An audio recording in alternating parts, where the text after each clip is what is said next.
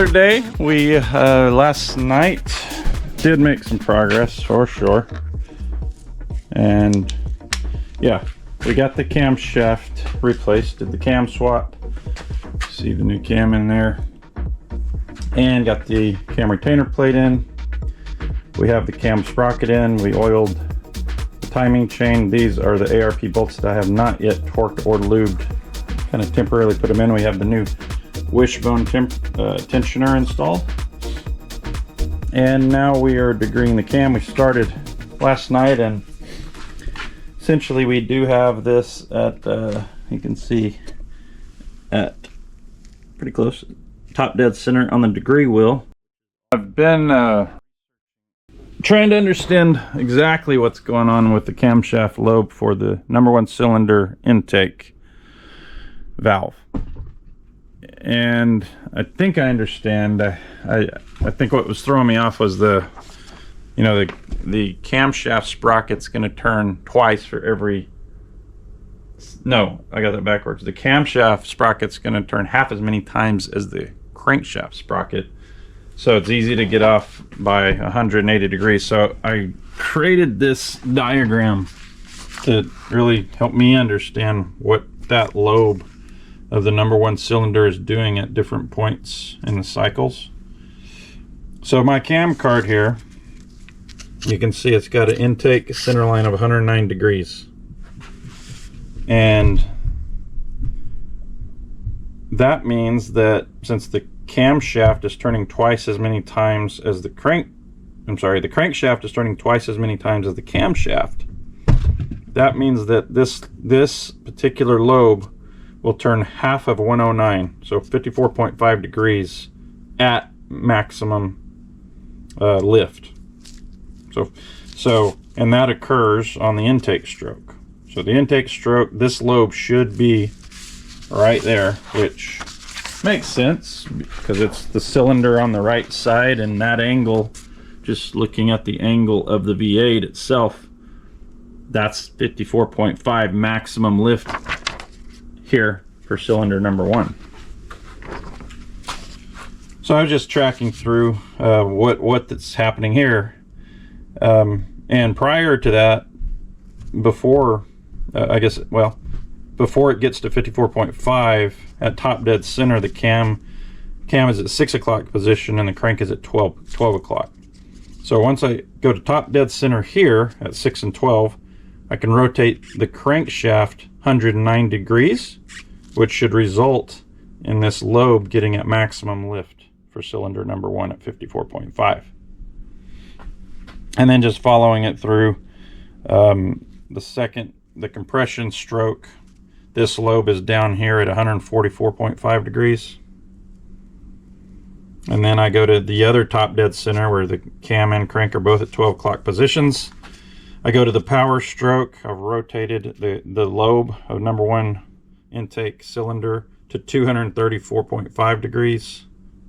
It's on the base circle over here on all of these, which is why these valves are closed in these positions.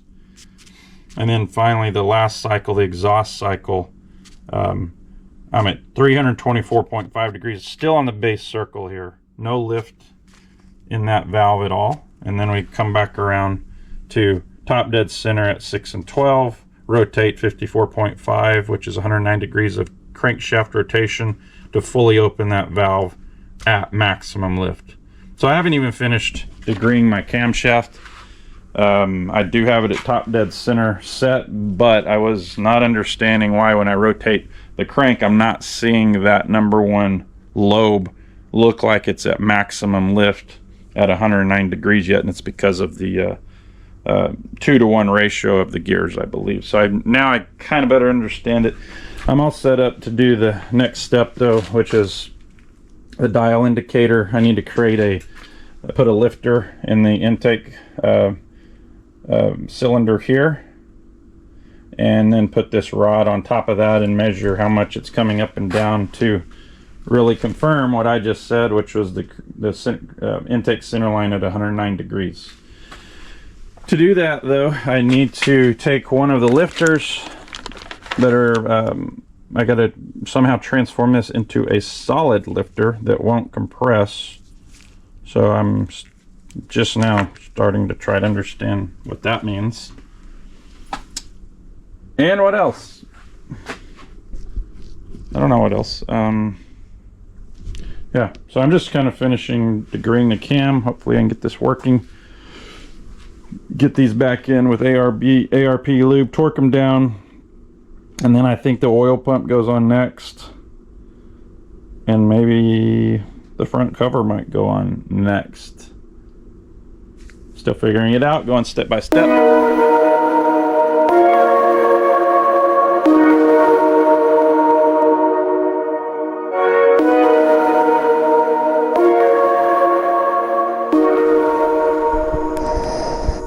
Okay, I'm going to see if my little cheat sheet works here. Again, haven't even finished degreeing the cam in. I just want to understand what's happening.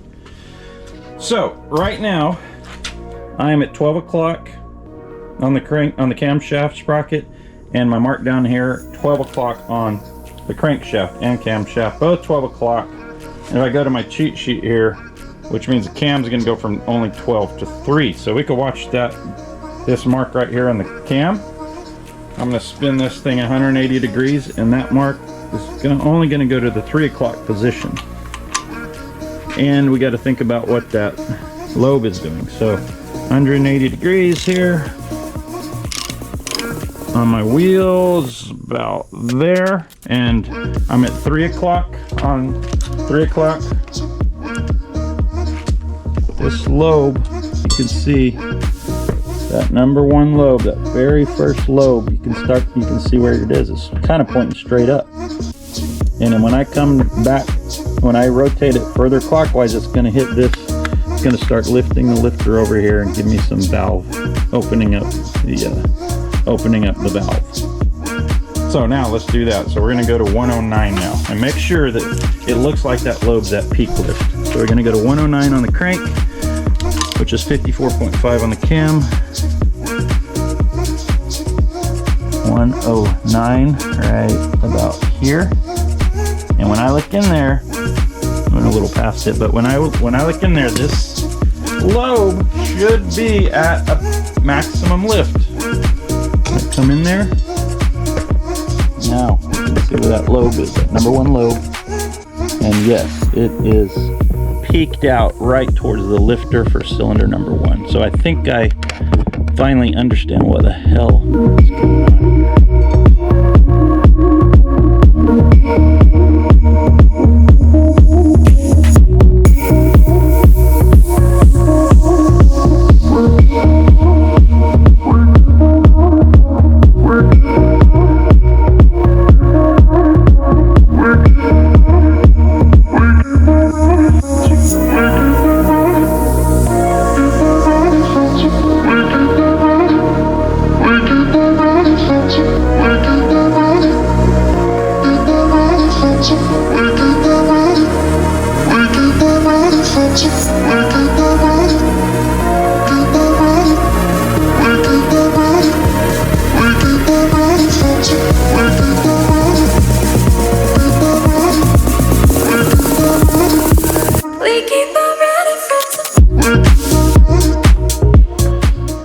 Okay, so yet another cool tool that has, well, no real instructions. Cam Degree Kit had pretty good instructions for how to use the wheel. They just threw all these parts in here. A bunch of extra parts, couplers, more couplers, stuff like this. But this one's not working because even though I've effed around with it for a long time, my gauge is still too long. I can't, it's got to go down in the hole to tighten here. So this blue bracket needs to be up another couple inches. No way to do that because my head bolt's only so long. It's barely engaging threads right now. So now I just realized playing with these other components that one of the components, one of the little connectors has a thread that matches this little guy. So I'm going down this path now. I'm screwing this guy in here. And I think I can now use this blue arm. And instead of the head bolt, I think that goes in there.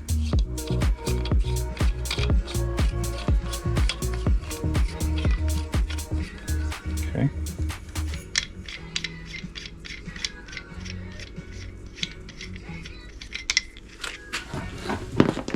All right, now take this junk off. Wow, this is cool. All right, this is gonna work now like a champ. That's gonna slide there. Oh, who's your daddy? Wait, I cannot. Yep, this is gonna work. Man, just like every part of this project takes me hours before I finally figure out what to do. And then it's like, duh. But again, I'm gonna blame this on no instructions. Jeez, I just included all these parts and said, good luck. And there we go. Now, before I tighten that one, just see if that's too high now. Yes. A bit. Actually, yeah, I dropped it a little bit. You set my soul on fire.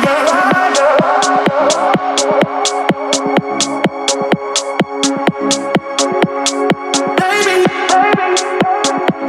you set my soul on fire. Pretty good. Tighten this set screw. Get my gauge over here.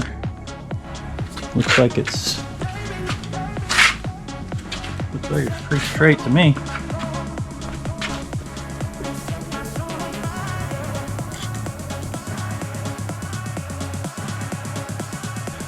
Hopefully you can see the lifter down in there. Okay, so let's see. What are we doing? We are gonna back it back to top dead center and start that. And that should be okay. So I'm going to top dead center on my coat hanger needle pointer. It's at top dead center. I am dot to dot, which tells me cam at 6, crank at 12. I'm at the beginning of the intake stroke. Top dead center. The lifter is still down.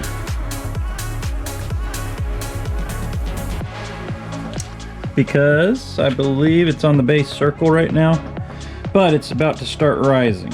And this says to let it rise until this gauge reverses. That'll tell me it's at the peak and maximum valve lift. Makes sense. So I think that should occur around 109 degrees on the wheel.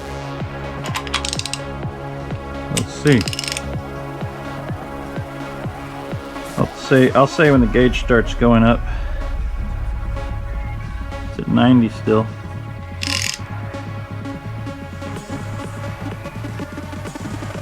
What's that lifter doing? Oh, it's coming up. Okay. Still not moving. Ooh, I'm way past 109.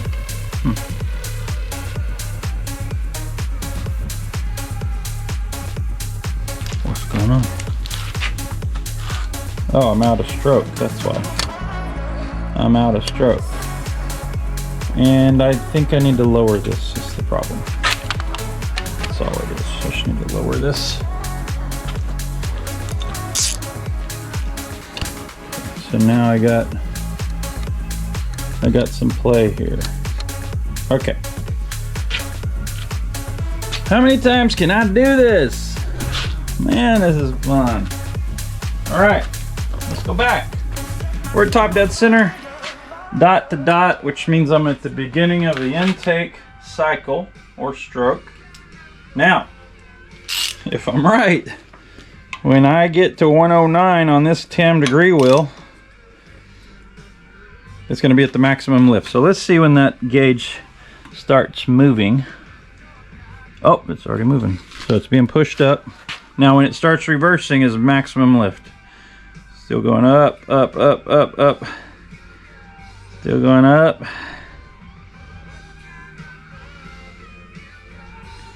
It's still going, okay. It's got a ways to go, I believe. Yep, still going up. Oh yeah. Okay, I'm approaching 90 degrees now. Again, my cam card says 109. 110 right there. And it flattened out. See, it stopped. I'm still turning the crank and then it reversed. Okay, perfect. So I'm going to go back. I'm going to spin this around again. I'm going to go dot to dot. Get back to that cycle.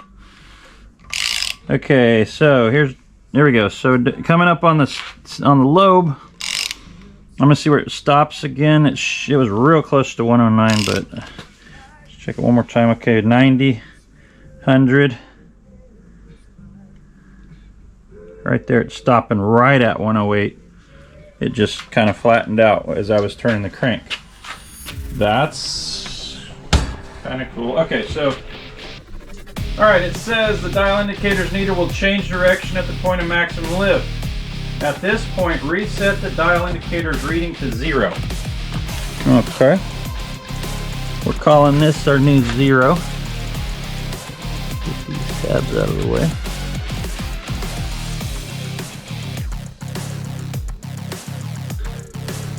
There's our new 0.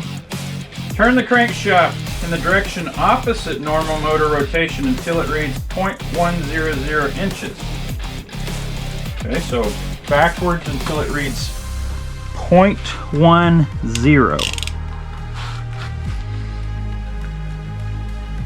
It says, oh no, yeah, it says opposite, which is what I'm doing. So I get to exactly 0.10 right there. Okay, now turn it back in the normal rotation direction until it reaches 0.050 before maximum lift and record the wheel reading. So I'm simply going to 0.05 now. I guess that was to, I don't know, flush out any weird play in the system. Okay, there's 0.05. Write down the reading on the cam degree wheel, which is down here. We're at 64 degrees. Now we're going to continue turning in the normal direction until it passes 0 and reaches 0.05 on the other side. Record that reading. Okay.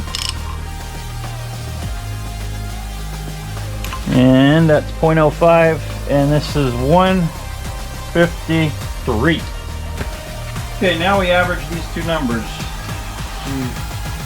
And the result is the maximum lift of the intake lobe relative to crank and piston. Alright, and that's the lobe center line. Let's see what we get. 64 plus 153, 217 divided by 2, 108.5.